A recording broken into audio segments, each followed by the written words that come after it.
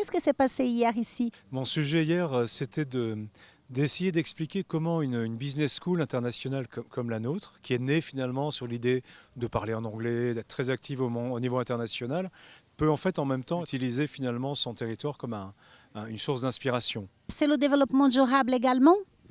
Une source d'inspiration, c'est forcément des sujets comme le développement durable, la transformation d'un modèle agricole, le rapport entre les technologies, l'agriculture, ce qui nous ramène constamment à une forme de créativité, et puis l'ambition qu'il faut avoir aussi pour son territoire dans son rayonnement international. Donc moi, ça me ramène beaucoup à 360 possibles, quoi. Bon, Rennes School of Business, c'est une école qui a presque 30 ans, c'est 4500 étudiants qui viennent à 53% d'étrangers, demain aux 2 tiers. Et puis c'est une école avec un corps professoral qui à 95% n'est pas français. Mais ce qui veut dire qu'il vient de plein de régions différentes.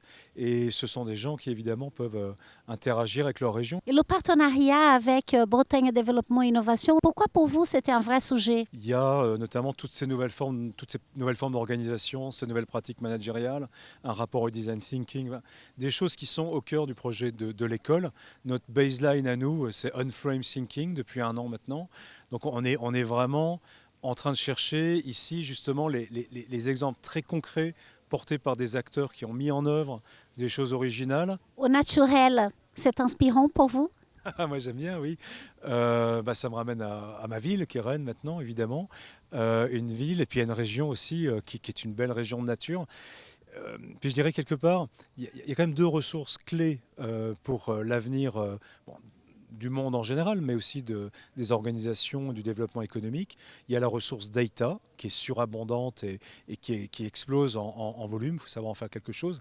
L'autre ressource, c'est un petit peu à l'inverse, une ressource extrêmement rare, qui est la biodiversité, la nature. Là aussi, je pense qu'il faut travailler. Et évidemment, le lien entre les deux doit, je pense, nous permettre de trouver les smart business models du futur.